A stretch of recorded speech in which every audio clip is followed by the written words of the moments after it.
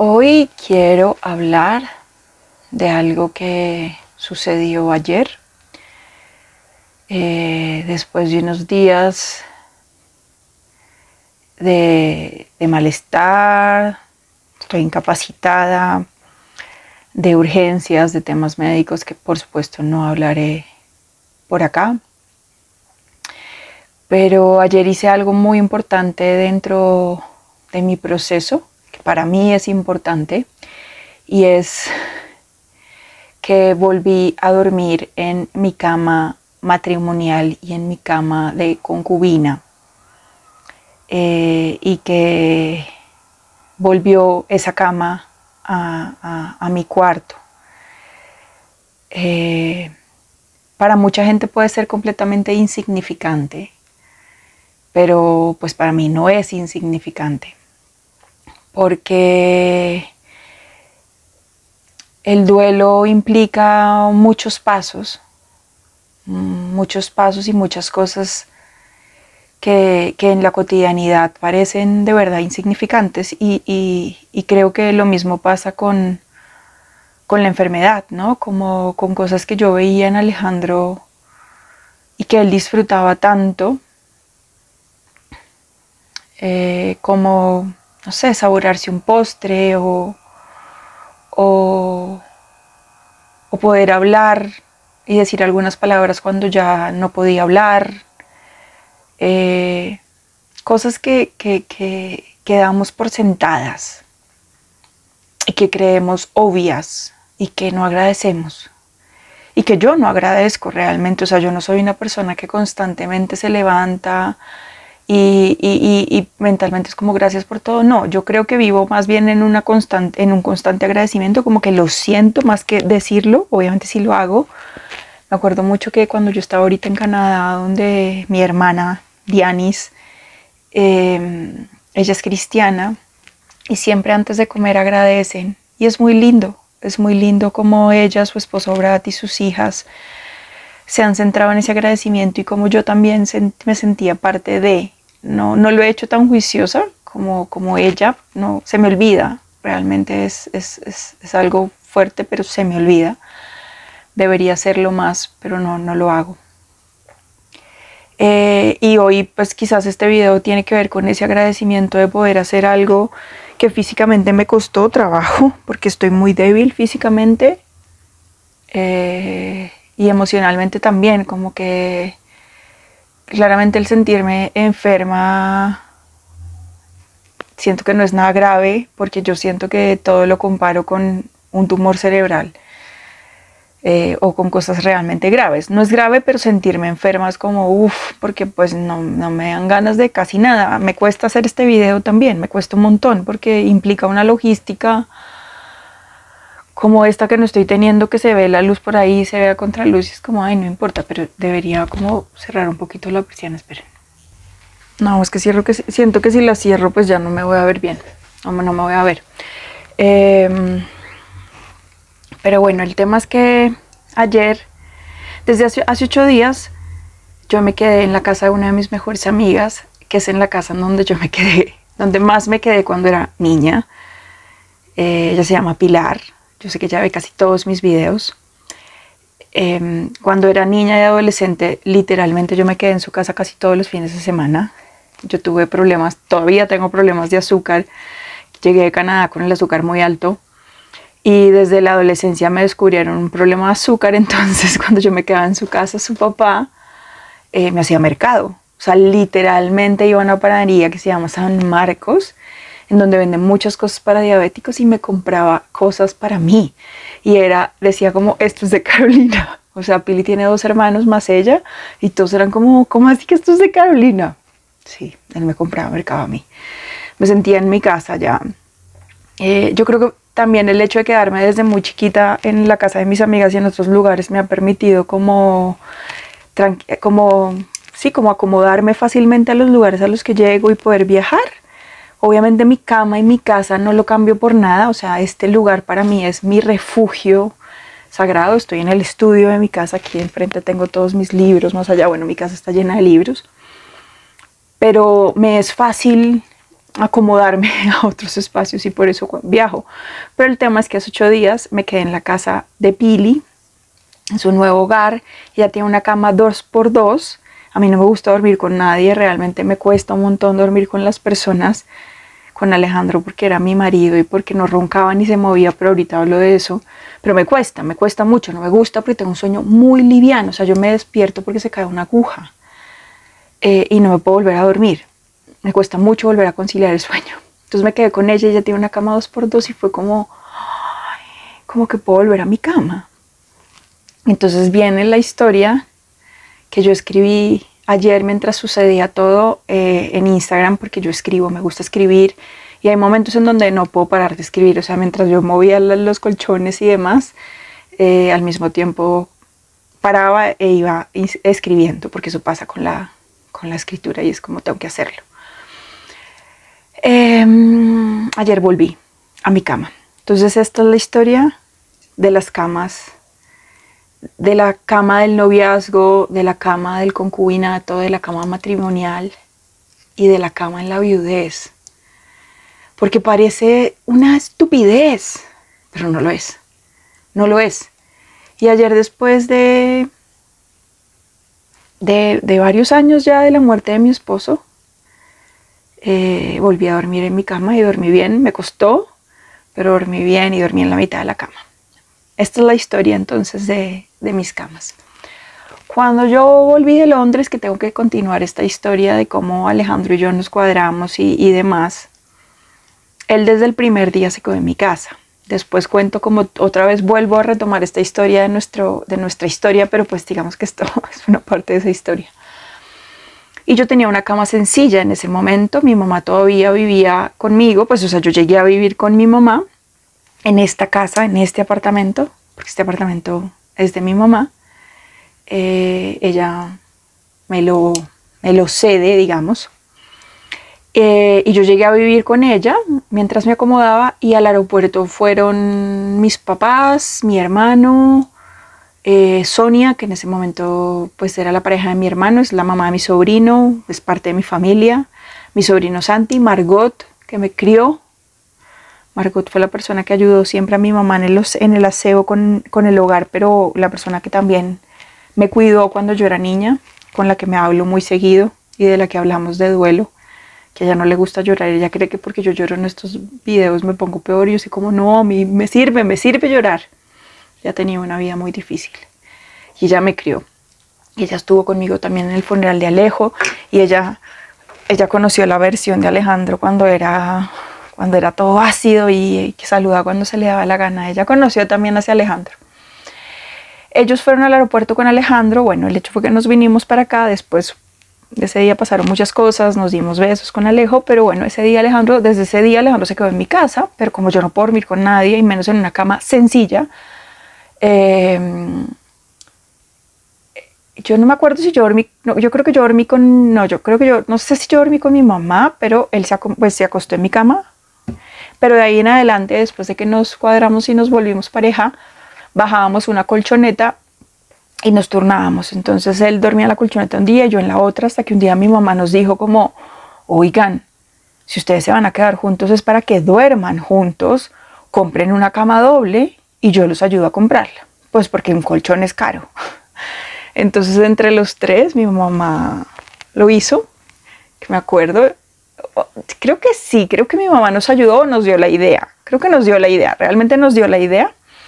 Entonces compramos la cama con Alejandro para ya dormir juntos, porque pues claro, mi mamá tenía toda la razón, como que si ya éramos pareja y queríamos dormir juntos, ¿cómo íbamos a dormir uno en la colchoneta y otro en la cama sencilla? Él era como intentémoslo y yo no puedo, o sea, yo con estas caderotas que tengo, no, o sea, si en una cama doble me cuesta. Entonces, bueno, compramos la cama doble. Alejo la mayor parte del tiempo dormía en esta casa hasta que él se fue. Él en ese momento vivía en la casa de su abuela. Y yo creo que cuando llevábamos como un año, como año y medio, me dijo que viviéramos juntos. Y yo no.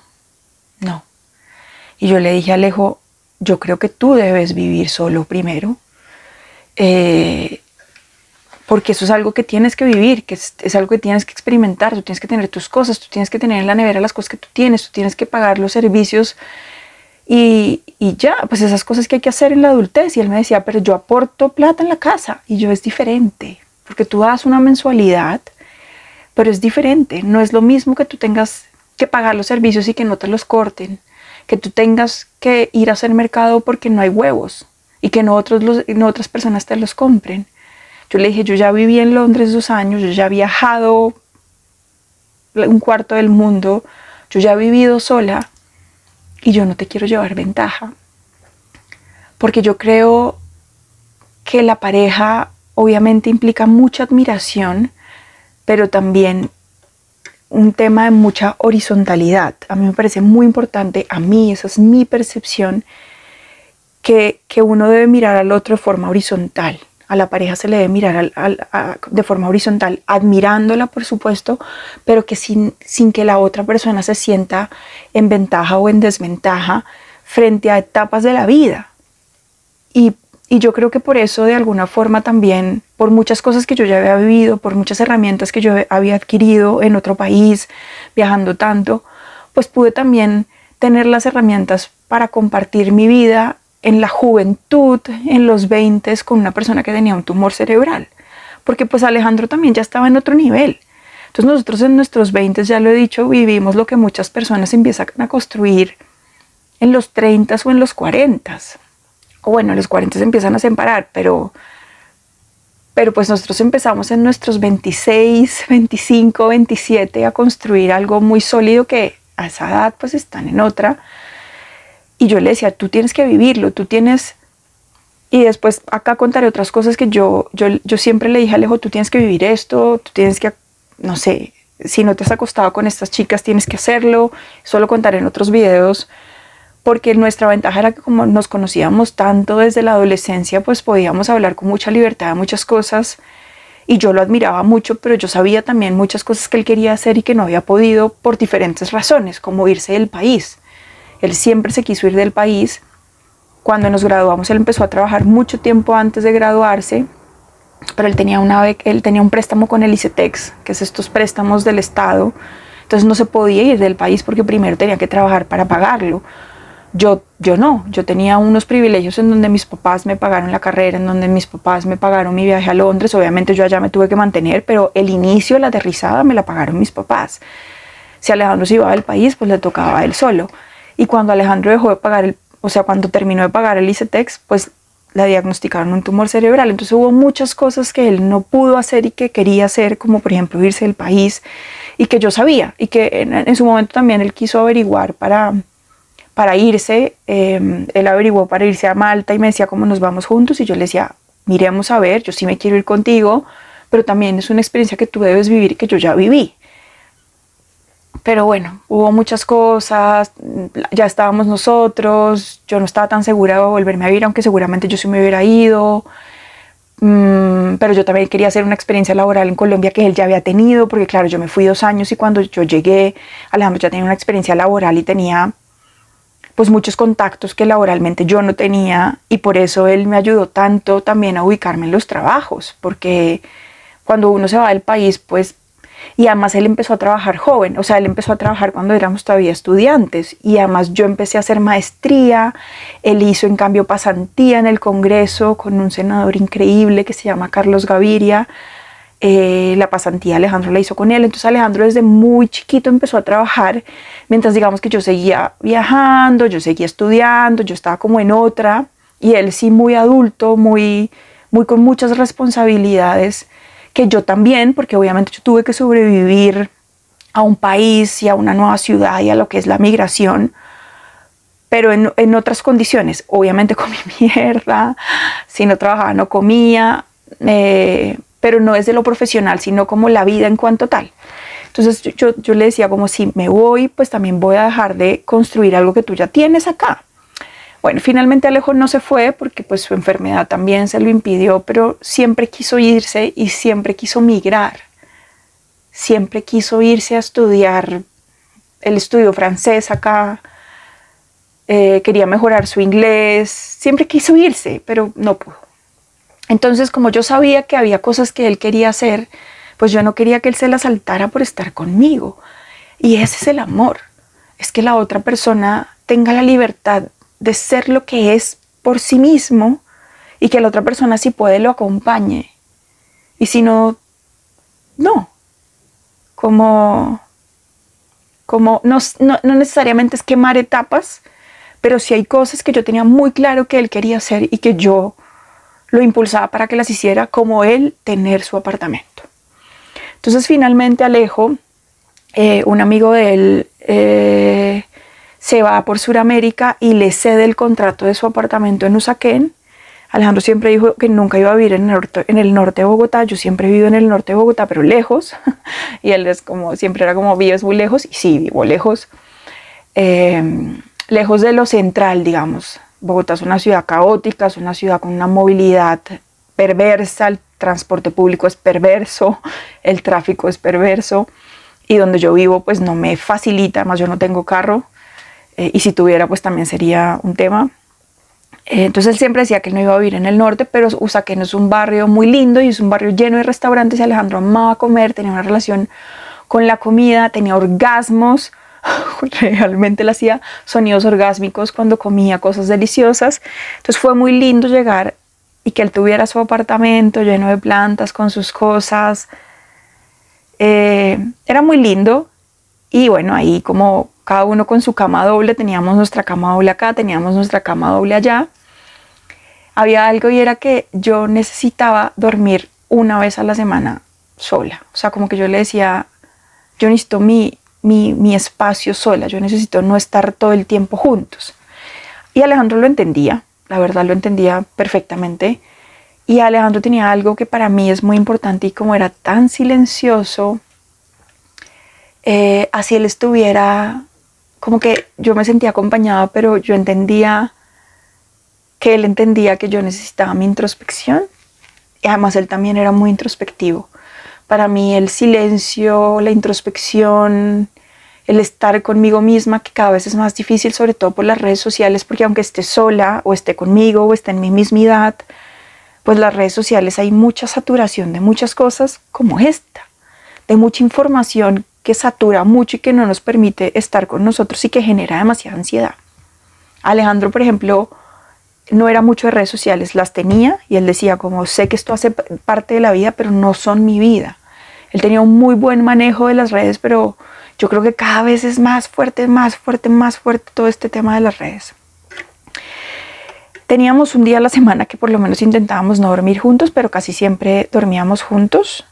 Yo creo que él dormía un poco más acá que allá porque Usaquén es un barrio muy lindo, pero también tiene la chiva rumbera, tiene como el restaurante y con mi sueño liviano, pues muchos fines de semana yo quedaba así. Aunque en la cuadra de Alejandro habían lugares como de adultos mayores, entonces digamos que por ahí era prohibido, pero pues sí me costaba, pero era muy rico porque me acuerdo que él salía a la esquina de su casa y daba como una vuelta a 360 grados con los ojos cerrados y era como a qué me huele para ver el olor, a qué lugar lo llevaba para ir a comer algo rico. Entonces salíamos en sudadera, todo el mundo súper arreglado y nosotros en nuestro propio barrio comiendo delicioso. Fue lindo que él buscara a alguien, no sé, como alguien que lo ayudara a hacer el aseo, que él comprara el mercado que él quisiera, que él supiera lo que es pagar los servicios, supiera lo que es pagar un arriendo, no simplemente aportar en la casa. Yo creo que eso es importante, obviamente lo hablo desde los privilegios que yo tengo, porque en un país como Colombia, muchas personas de los 30 y los 40 o de los 20 pues tienen que vivir también con sus papás, o muchas otras pues también se quieren quedar acomodados ahí, ahorrando y demás, pero no es fácil independizarse. Pero como yo, desde mi punto de vista y desde lo que yo he vivido, para mí pues era importante que los dos tuviéramos lo que yo digo de la horizontalidad, que los dos pudiéramos vernos de forma horizontal y de forma admirable, pero sin llevarnos muchas ventajas. Entonces era muy lindo verlo en ese espacio, construyendo lo que él tenía que construir antes de que viviéramos juntos. Finalmente, no sé cuánto tiempo vivió Alejo ahí, como 2 años. Y él como, mi hija, pues ya, Yo la verdad pensé que como él vivía en un lugar tan lindo, pues iba a quedar mucho más tiempo ahí, como que no teníamos ese afán. Obviamente, pues yo pagaba arriendo acá para mi mamá, él pagaba arriendo allá, entonces salía más costoso, pero bien, como que está bien. Porque la libertad es muy importante y el espacio de cada uno era muy importante. Este es mi estudio, Alejandro siempre guardó su ropa acá y cuando llegó pues terminó yo también tenía ropa en su casa desde el principio, pero era lindo que él tuviera como ese espacio. Finalmente pues me dice que ya sobra y yo, digamos que yo fui muy decidida en tomar la decisión para cuadrarme con él y decirle acá estoy. Pero para estos otros pasos de vivir juntos, de casarnos, sí me demoré mucho más que él, porque aunque yo he dicho que yo soy muy emocional, yo también soy muy racional, yo puedo ser muy impulsiva, pero yo pienso mucho las cosas con respecto a las cosas que necesito en mi vida, que me hacen bien en la vida, que me hacen sentir bien. Soy impulsiva para cosas, pero para otras soy muy racional. O sea, yo puedo ser emocional, pero también soy muy racional. La enfermedad de Alejandro me obligó a ser muy racional. El vivir en otro país también me obligó a ser racional. Y pues en general lo soy. Lo que pasa es que también soy muy sensible, tengo una sensibilidad muy como a flor de piel, pero soy muy racional. Alejo era más racional que emocional. Mucho más, pero porque, claro, también es hombre, entonces, pues los hombres están criados como que las emociones no se afloren tanto. Conmigo se le afloraban más, obviamente, pues porque nos conocíamos mucho, pero pues en un mundo como este, pues los hombres están más obligados, entre comillas, a no mostrar sus emociones, y eso también fue muy fuerte porque de alguna forma generó que Alejo no validara muchas veces cómo se sentía con respecto a la enfermedad, una enfermedad tan dura, cómo se sentía emocionalmente frente a eso. Vivía con un cansancio enorme, o sea, muchas veces era como, estoy mamado de esta mierda, ¿hasta cuándo? ¡Qué injusticia! Pero no se permitía muchas veces estar triste, ni estar mal, ni llorar, ¿no? Muchas veces se cayó porque el tumor de verdad se tropezó y él como estoy bien, o sea, siempre era como estoy bien, es como no estás bien. Pero bueno, finalmente Alejo decide, o sea, realmente tanto en el matrimonio, en lo único en donde fue como que yo lo puse contra la pared fue el cuadrarnos, pero en lo demás él me puso a mí contra la pared. El vivir juntos y el casarnos sí fue él. Entonces finalmente nos vinimos a vivir juntos acá. La decisión fue venirnos para acá, para donde mi mamá, porque aunque el apartamento de Alejo pues es hermoso, o sea, realmente vivir en Usaquén es muy agradable, es muy agradable. Pero yo le decía, y aunque no pagaba un arriendo muy alto para el sector, pues yo le decía, Alejo, acá también vamos a pagar arriendo, pero el apartamento es más grande y si algo pasa, ahí está mi tema racional, ¿no? Tenemos la posibilidad de hablar con mi mamá. Y eso fue lo que pasó realmente cuando Alejo tuvo su última recaída, que yo fui la que trabajó ese último año, porque Alejandro pues estaba incapacitado. Yo le tuve que decir a mi mamá como, mami, ya no te podemos pagar más arriendo porque yo soy la única que está trabajando y los ahorros de Alejo son para sus cosas médicas, o sea, no nos da. Y mi mamá fue como, claro, si eso lo hubiéramos hecho en el otro apartamento, pues como de malas, chao. Ese otro apartamento tenía un baño, tenía 2 cuartos, tenía balcón. Bueno, finalmente tomamos la decisión de venirnos para acá. Para él era raro porque igual es el apartamento de mi mamá, no era el apartamento de él del todo, así pagáramos arriendo. Pero también el venirnos para acá nos iba a permitir ahorrar para comprar casa, porque siempre quisimos comprar un espacio para los dos. Fue pucha, lo que pasa es que no es fácil, siempre hemos sido contratistas, prestación de servicios. Pero Alejandro trabajó mucho, yo también, yo siempre tuve 2 contratos, siempre. Yo me acuerdo que durante mi duelo, pues yo no podía trabajar, laboralmente estaba trabajando en mí para sobrevivir y la gente me presionaba y yo era como, marica, no tienen ni idea todo lo que he trabajado, o sea, ni idea. Yo hice una especialización, una maestría, mientras también hacía todas las vueltas de Alejandro y tenía siempre 2 trabajos. Siempre tuve 2 trabajos. Entonces eso también me permitió tener unos ahorros para tener un duelo, sobre todo inicial, tranquilo, porque es que tenía ahorros gracias a que trabajé mucho, mucho, es como, juepucha, mucho. Así como en Londres también tuve 3 trabajos para poder ahorrar y viajar. Y hoy poder tener una vida un poquito más tranquila también, entre comillas, porque igual vida de prestación de servicios. Alejo se vino para acá y cuando se vino para acá, vamos con la cama. Yo, bueno, Alejo, la cama doble no es suficiente. Una cama king no nos cabe en el cuarto, o sea, nos cabría, pero no podríamos tener cada uno una mesita de noche. Entonces compremos una cama queen. Y él como, ¿por qué? Y yo, porque yo necesito mi espacio. Siempre cuando salíamos a paseo, yo me acuerdo una vez que nos fuimos a un paseo con 2 grandes amigos de nosotros que en ese momento eran pareja, Lorena y Pacho. Nos fuimos a la finca de Pacho y estábamos como dormidos y cuando nos despertamos ellos siguieron durmiendo, pero estaban así súper arrunchados, así con ese calor. Y Alejandro, ¿sí ves? ¿Sí ves? Ellos son normales, ellos se arrunchan. Y yo, ah. O sea, yo no puedo, y menos en tierra caliente, que me estén así arrunchando, abrazados, pegados, durmiendo. No puedo, no puedo. O sea, yo puedo hacer cucharita y arrunchis despierta.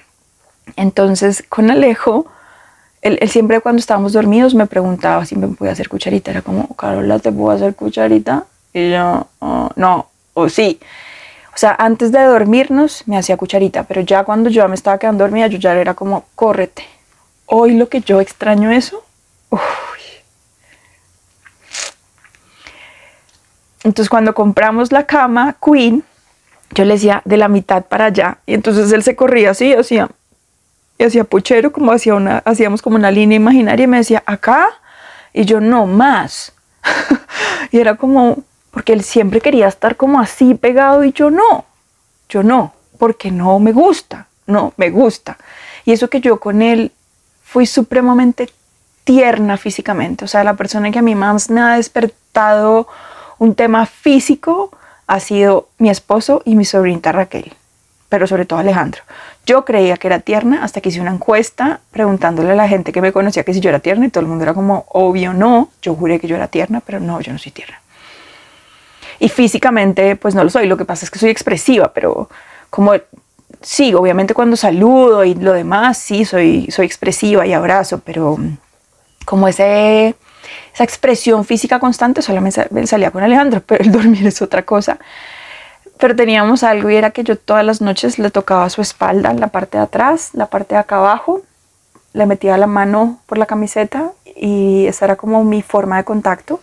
Él también sabía que me podía tocar como muy poquito, pero cuando nos volteábamos todas las noches nos decíamos en ese momento en el que uno como que se despierta para voltearse, como te amo, todas las noches. Y yo le tocaba su espalda todas las noches. Era como ese contacto físico de aquí estamos, ante el yo no querer, el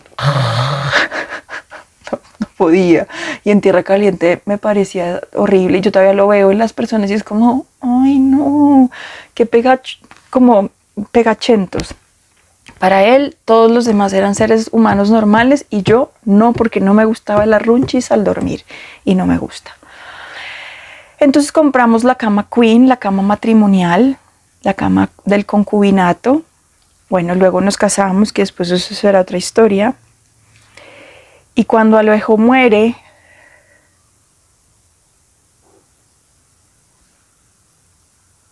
esa cama era muy grande para mí.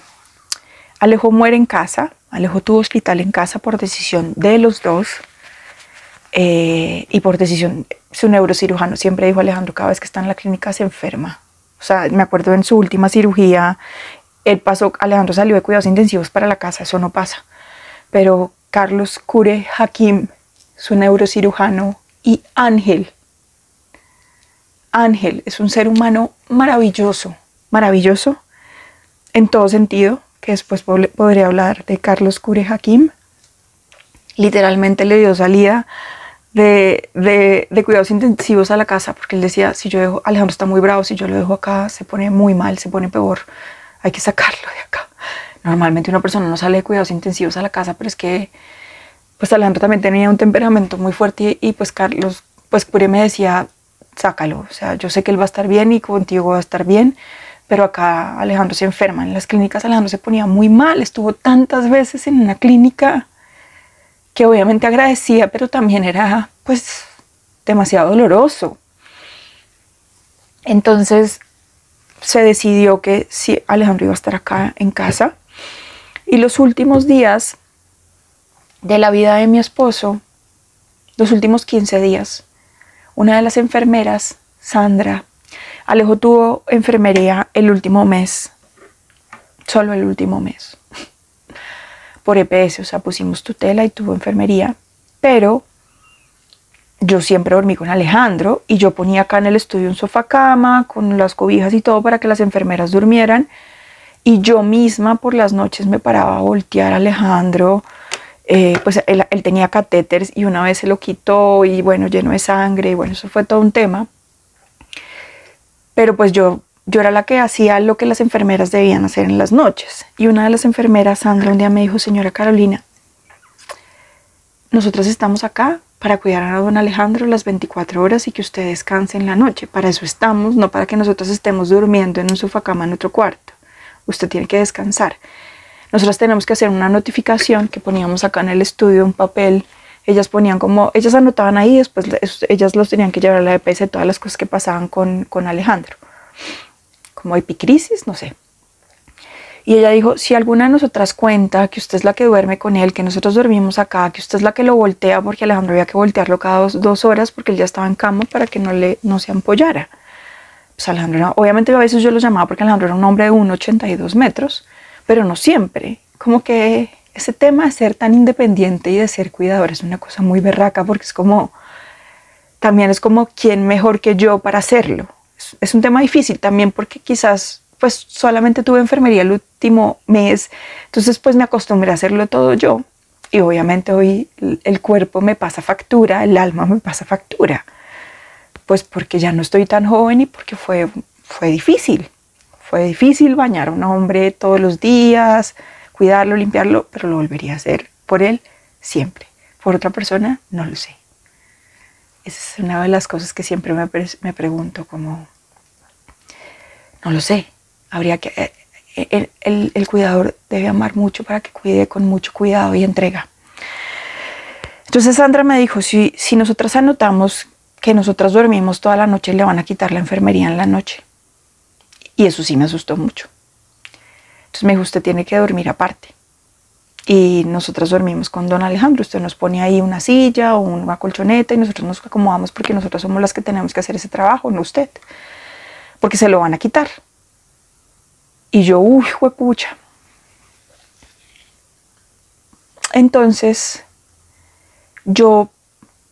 el neurocirujano de Alejandro, Cure, también me había dicho que era muy importante que Alejo tuviera como otros espacios, porque el cerebro, al ver siempre el mismo espacio, pues es muy complejo, que era lo que le pasaba también en la clínica. Pero en mi edificio no hay ascensor, entonces no había como, o sea, para que Alejandro bajara, que algunas veces lo hizo, pues yo tenía que llamar a un batallón para que me ayudaran a cargar la silla de ruedas de Alejandro y bajarlo. Era muy difícil. Entonces no era fácil que Alejandro se moviera o que lo sacáramos. Entonces yo dije: bueno, pues es el momento entonces de hacer lo que Cure me dice para esto de los movimientos, y que Alejo se pase al otro cuarto. Entonces Alejo se pasó al cuarto al cuarto mío, porque cuando nos vinimos a vivir juntos, yo le decía a Alejo como: ok, vamos a vivir juntos, pero vamos a tener un cuarto para nosotros dos, el cuarto de pareja, vamos a tener el estudio, yo voy a tener un cuarto para mí. Y él como: ¿qué? Y yo: necesito un cuarto para mí sola. Y él como: bueno, porque yo siempre le decía como: no deberíamos ser vecinos, no deberíamos vivir uno enfrente del otro, así como el puente del estudio entre Frida Kahlo y Diego Rivera. Y él: no. Y yo siempre le decía: yo creo que las mejores parejas son las que son vecinos. Y él como: eso no va a pasar, Carola, no va a pasar. Entonces yo le dije: bueno, eso no va a pasar, pero yo sí necesito mi espacio para mí. Entonces el cuarto en el que yo crecí siempre fue mi cuarto. Siempre. Entonces ahí están muchos de mis libros, pues, muchas de mis cosas se quedaron ahí. Ese siempre fue mi cuarto, aunque yo realmente casi nunca lo usé. O sea, usaba más la sala o sí, no sé, pero sí, pues sí, era mi cuarto. O sea, yo sabía que yo tenía ese refugio para mí y que él lo respetaba, porque es la ventaja de conocer a alguien durante 18 años. Y es que él conocía absolutamente todos mis gadejos y entendía que sí, que yo necesitaba mi espacio, que yo necesitaba mi cuarto y que él podía vivir con eso. Eso no lo puede entender cualquier persona. Eso no lo puede entender cualquier persona, pero él lo entendía y no me jodía y era como, también sabía que es como, marica, si me jodes, pues te jodes tú porque no voy a ceder. Y pues Alejo no jodía. Alejandro era un tipo demasiado evolucionado para este mundo como para que jodiera, porque yo tenía un espacio para mí sola. Yo creo que si hubiéramos tenido la plata suficiente, el ser vecino sí habría sido como un recontra hit, pero él era como, nah. Pero ser vecino me pareció un hit. Entonces Alejo yo lo pasé al cuarto que era mío, y fue lindo porque cuando lo pasé, mi cama, nuestra cama de novios, las que la estoy mirando, por eso miro hacia allá, es más alta, es más dura, y mi cuarto se alcanzan a ver como la puntica de unos arbolitos que hay a una reserva forestal. Entonces eso lo animó mucho, pero yo le prometí que cuando él abriera los ojos yo siempre iba a estar al lado de él. Entonces yo dormía en mi cuarto, en nuestro cuarto, y todos los días a las 4 de la mañana me pasaba al cuarto para que cuando él abriera los ojos me viera. Esos fueron los últimos 15 días, pero pues yo no quería, porque pues era como, yo quiero dormir con Alejandro. Lo que pasa es que cuando se descuida, ahora uno duerme con un ojo abierto y el otro cerrado. Obviamente yo estaba muy agotada, y por eso el duelo también después de ser cuidadora pues también es muy duro, porque es un agotamiento físico de muchas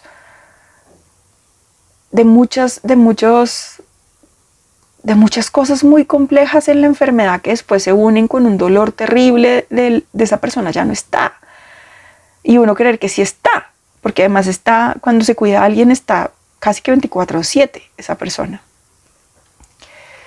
Entonces yo me pasaba al otro cuarto. Yo agradezco siempre que Sandra me haya dicho eso, porque yo sí necesitaba obviamente un poquito de días para dormir mejor. Me acuerdo el día que Alejo murió, yo estaba muy cansada porque Alejo el día anterior había empezado como a agonizar.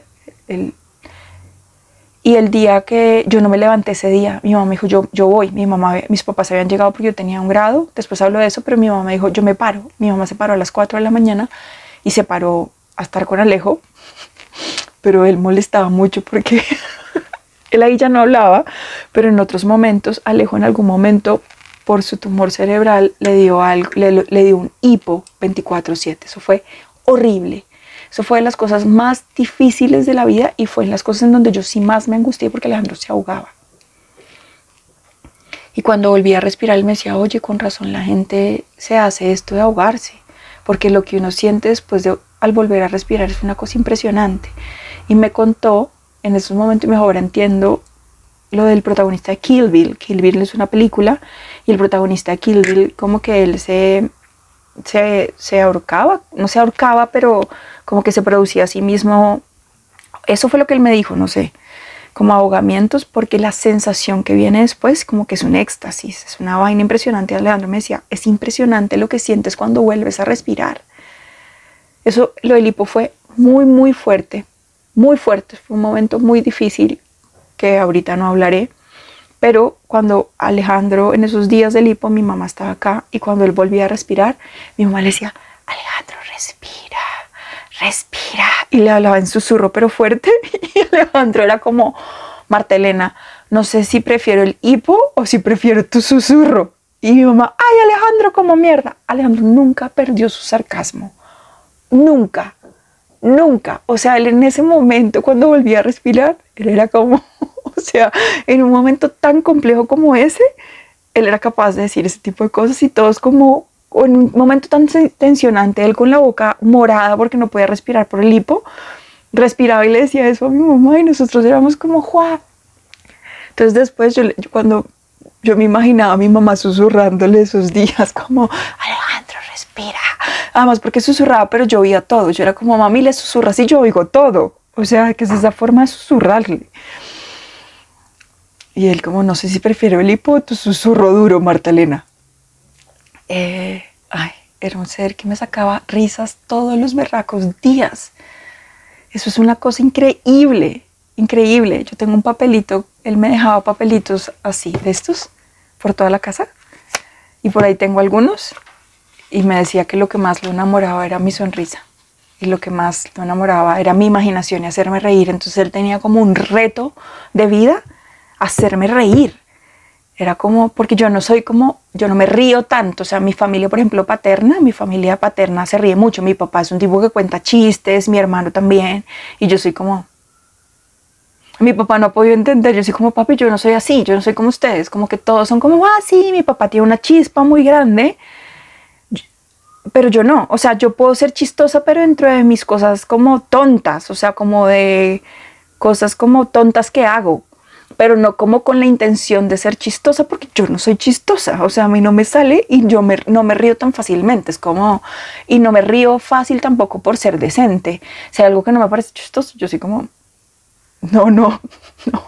Entonces Alejandro tenía un reto de vida, hacerme reír. Bueno, entonces, cuando Alejo muere, todo este tema, 41 minutos, Dios. Cuando Alejo muere, pues yo me quedo en esa cama queen, en donde esa línea invisible de la mitad para allá, pues esa mitad no estaba. Yo no podía con esa cama. Era una cama enorme, no podía. Y en una avenida de mi papá, Bogotá, me acuerdo, creo que fue la única avenida que mi papá hizo en ese primer año de duelo. A mis papás les costó mucho acompañarme en mi duelo y yo no quería salir de mi casa. Pero yo tuve un ataque de pánico, yo tuve ataques de pánico, yo tuve ataques de ansiedad, que después hablaré de eso más adelante, después de toda esta historia. Y mi psicólogo me dijo, antes de buscar medicamento, de buscar psiquiatría, busca a alguien para que te acompañe en esos momentos y sepas que alguien está en tu casa, porque los ataques de pánico me daban en la noche. Entonces yo le dije a mi papá que él vino y me acompañó una semana. Y le dije a mi papá, ayúdame a mover las camas. Necesito mover las camas. Y mi papá me ayudó a mover las camas. Y yo pues volví a mi cama de novia y la de concubina y esposa la mandé para el que siempre fue mi cuarto, no en el cuarto de pareja, no en el cuarto principal. Y como conté, hace 8 días me quedé en la casa de mi amiga Pilar. Y quise volver a mi cama a ver cómo me sentía. Y ayer, a pesar de que estaba enferma y que estaba en urgencias y demás, vino Casey, que es la chica que me ayuda con el aseo en la casa. Y yo le había dicho como, quiero que me ayude a mover la cama. Yo le había dicho a un amigo y le había dicho a una amiga, pero como a mí me cuesta un montón pedir favores, pues le dije a Casey, que es la persona que me ayuda. Y lo hicimos. Anoche dormí en mi cama. Dormí en la mitad de la cama. Fue raro, como que no me ubicaba. Es una cama más bajita y más blandita, pero dormí bien. Desde que Alejo murió, yo duermo con su almohada de forma vertical. Él tenía su propia almohada. Yo tengo mi propia almohada, que ojalá yo pudiera viajar siempre con mi almohada. O sea, yo creo que más que los colchones es la almohada. Y la almohada de él es muy grande, es como esas, es gigante, es una cosa gigante.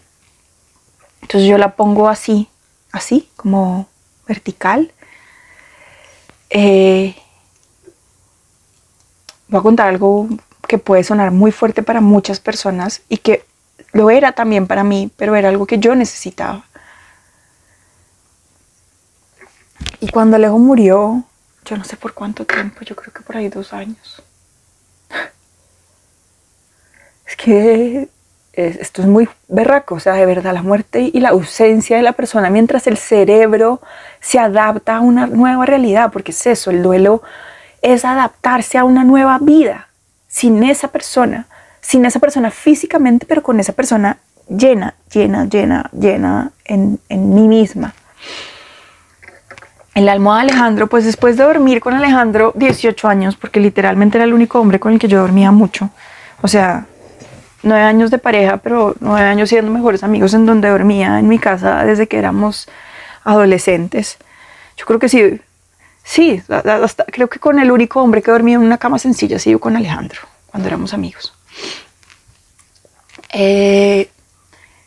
Alejandro siempre durmió con su camiseta. Él nunca durmió con pijama, odiaba las pijamas. Él dormía en boxers y en camiseta, siempre, en cualquier lugar, en Bogotá, en Neiva, en Nueva York, donde fuera. Él dormía con boxers despegaditos de cuadros y con camiseta, pero la camiseta con la que más dormía era la camiseta de educación física del colegio St. George, el colegio San Jorge, Inglaterra, que era el colegio de sus primos, que es una camiseta que él usó siempre.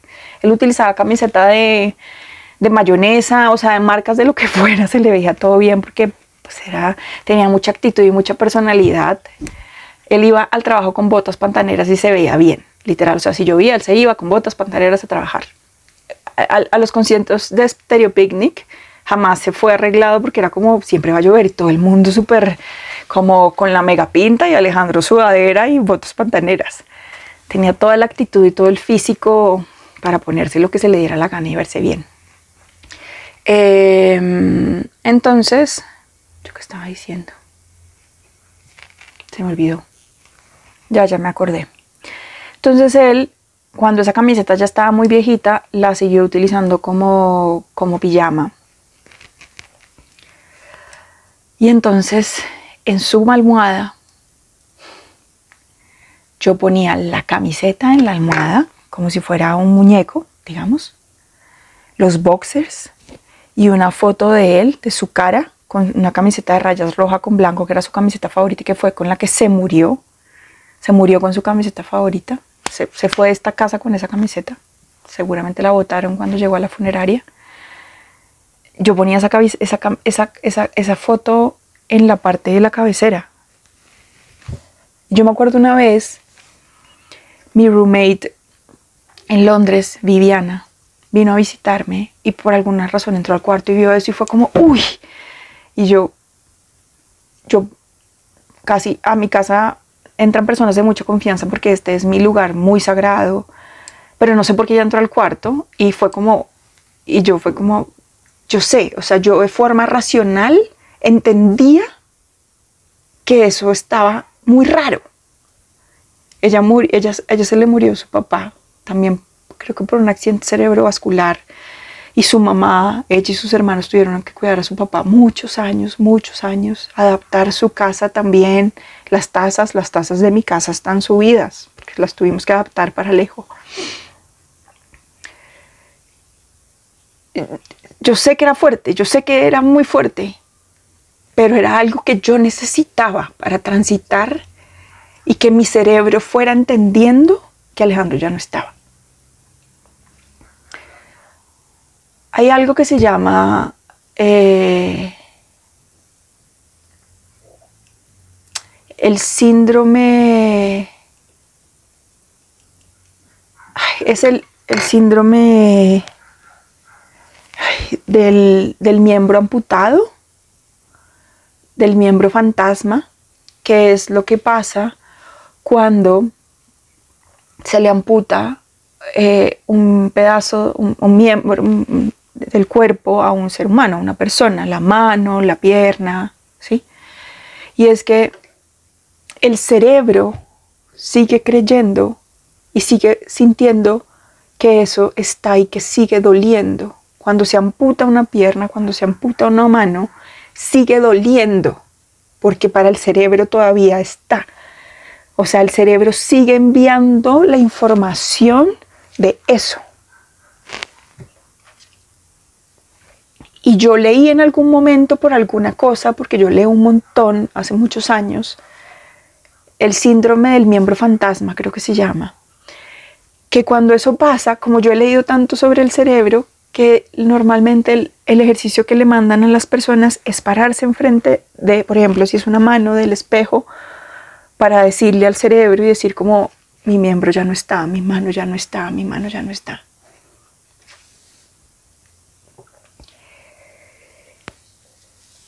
Y yo, a pesar de lo difícil que es recordar a Alejandro en el ataúd, yo agradezco haberlo visto. Porque yo me tenía que obligar a ver a Alejandro. Porque yo sentía que Alejandro iba a volver. Hay un libro que tengo por acá, lo tengo en la sala, que se llama El año del pensamiento mágico de Joan Didion. Una escritora estadounidense a la que se le muere su esposo, se le muere su hija. Pero ella primero pues saca el libro de la muerte de su esposo, de la viudez, y habla de ese año del pensamiento mágico, y es ese año en donde crees que la persona va a volver, porque es un pensamiento mágico, porque es algo que no es racional, pero uno no lo puede entender en ese año mágico. Ella lo nombra como año, a mí me duró 2 años, digamos. Lo que pasa es que en el primer año pues están todas las fechas y esta es la primera vez de todo sin esa persona. Entonces por eso digamos que se habla de ese primer año de forma tan compleja. Entonces yo, como había leído esto del miembro, yo sentía que a mí me habían, de forma digamos, respetando por supuesto a quienes, pero fue mi ejercicio personal, fue lo que yo tuve que hacer para entender que Alejandro ya no estaba. ¿Sí? Respetando a quienes han pasado por algo físico, porque además yo lo tuve que ver en que mi esposo no podía moverse, ¿no? No lo amputaron, pero no se podía mover. Él estaba encerrado en su cuerpo. Pero para yo entender que Alejandro no estaba y que me habían amputado una parte de mí, que es ese par, porque somos pareja, y es ese par que ya no está al lado de tu cama, pero de alguna forma tu cerebro lo quiere seguir viendo.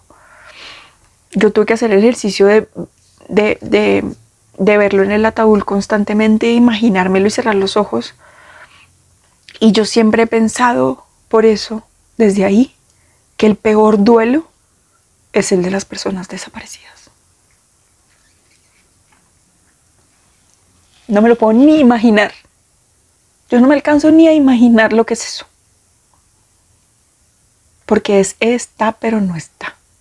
Es vivir en la esperanza, pero pensar qué está pasando con esa otra persona toda la vida. Yo sé que mi Alejandro se murió y se murió en mis brazos. No me lo mataron además. Se murió en mi cama, en mi cuarto de niña. Y yo lo vi en el ataúd. Es un ejercicio muy doloroso, pero para el cerebro, y por eso pienso que el duelo no puede ser racional, pero yo tuve que hacer ciertos ejercicios racionales de aceptación para entender cosas, pero fueron mías, con herramientas mías, con terapia mía, con acompañamiento de duelo mío. No me puedo imaginar lo que es un duelo de una persona desaparecida. No me lo alcanzo a imaginar. Pero creo que es el peor de todos. Y no quiero comparar ninguno con ninguno porque cada quien lidia con sus dolores. Ni el del hijo, ni el del esposo, ni el del hermano, no. Yo una vez estuve en un taller en donde a una señora se le había, porque yo he hecho muchos talleres y muchas cosas de duelo para sobrevivir. Y a una señora se le murió su esposo, su hijo y su mamá. Y dijo que para ella el más terrible era el de su mamá, porque era el ancla a la vida. Cada quien vive esto como puede y le corresponde, y se agarra de donde puede sin comparar. Yo no puedo con comparar, no puedo con eso. Yo creo que hay personas que lidian la vida de una forma más fácil, que pueden atravesar, que digamos sus dificultades pueden ser un poco más bajo la mirada de otros, menos dolorosa, pero cada quien lidia con sus dolores, todos. Y en el duelo, cada duelo es único, personal e intransferible, como me decía Jorge Gómez Calle. Y el día que a mí se me muera otro ser querido que amo, seguramente va a ser completamente diferente al de mi marido y al de mi mejor amigo. Completamente diferente. Este video que yo quería hacer chiquito, pero como saben yo no soy buena para el resumen, era para contar que anoche volví a dormir en mi cama concubina, en mi cama matrimonial. Dormí en la mitad de la cama, dormí con la almohada así, yo ya no le pongo la camiseta. Yo tuve que atravesar estos procesos en donde mi cerebro tenía que entender cosas, pero también mi alma otras, y que bajo la mirada de otros podía estar loca, pero bajo la mía era lo que yo necesitaba para transitarlo así, después de 6 años, yo puedo volver a dormir en la cama matrimonial, en la mitad de la cama, con la almohada de Alejandro de esta manera. No puedo dormir con la almohada de Alejandro horizontal. No puedo. No sé si en algún momento la almohada de Alejandro ya no vaya a estar en esa cama. No lo sé. Esto es de un día a la vez. Ya no es de un día a la vez. Al principio sí es de un día a la vez. Y sobre todo, un ratito a la vez. Yo en los 2 primeros años de mi duelo entendí que el duelo es un ratito a la vez, ni siquiera es un día a la vez. Ya no. Ya vivo con mucho agradecimiento, con muchos otros dolores, porque la vida es difícil, juepucha. Es como, ¿qué más? ¿Qué más? A ver, ¿qué más? No lo sabemos. Pero así es. También está llena de cosas maravillosas. Yo una vez le escribí algo a Alejandro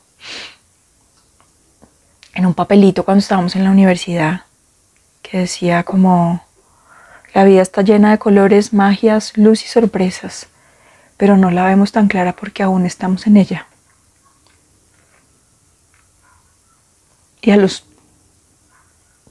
8 años toma tu tumor cerebral y atravesar cosas complejas, pero muchas otras muy lindas. Estos días han sido súper complejos para mí por diferentes razones, igual que para ustedes.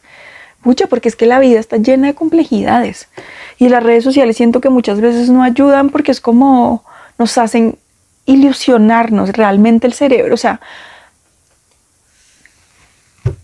yo tengo que decir algo, y es que a mí me asombra las personas que siguen a muchísimas personas por redes sociales, porque yo creo que el cerebro necesita tener un filtro muy claro de lo que vemos. No podemos ver cualquier cosa, no podemos recibir millones y millones de cosas. Tenemos que tener un filtro para todo porque tenemos acceso a muchas cosas y la vida es muy frágil y perdemos mucho tiempo. Yo también pierdo mucho tiempo en las redes y me genera mucha ansiedad. Yo tengo mucho cuidado con lo que sigo, pero así yo no siga, el algoritmo me suelta un montón de cosas que es como, visto porque me está saliendo.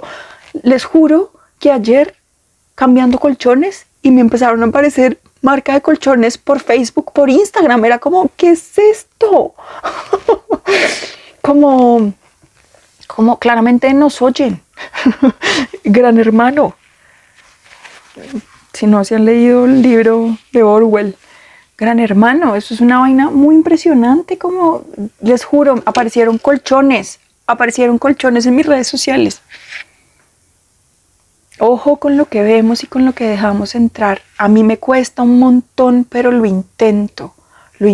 Soy muy cuidadosa con lo que veo, soy muy cuidadosa. No siempre, porque es que esto se vuelve adictivo. Es como, está hecho para que nos sature y nos llene un montón de información que no necesitamos y que tenemos que tener muchos filtros, y que los filtros es como ponernos unas cosas así como los caballos, porque es difícil los filtros, es muy difícil. Yo siento que en estos días, que pronto, no sé si voy a hacer otro video, porque hoy firmé un contrato de trabajo, oh por Dios, pero no quiero hablar de eso, pero sé que voy a necesitar otros espacios para poder atravesar este nuevo trabajo, que lo agradezco profundamente, y que la vida es como, la vida me sigue dando de comer con la ciencia política, solo que como soy tan sensible me cuesta, porque me cuesta y porque este país es muy conflictivo y porque es muy violento y yo soy sensible. Pero no sé por qué estaba diciendo eso. Pero, bueno, porque como me va a salir un nuevo trabajo, pero estoy incapacitada. Entonces, sé que voy a necesitar un retiro de silencio y que me aparte de esto, porque esto también es complejo, y porque ahora tengo una nueva red. No sé si el YouTube es una nueva red social, pero es un nuevo espacio en donde pues también veo cómo están los videos, contesto los mensajes, leo, a veces veo videos sobre otras personas porque yo no sé cómo funciona. Entonces es otro mundo que es como uff. Y bueno, hasta aquí voy. Gracias, y esa es mi historia de mi cama. Y hoy mi celular no se cayó.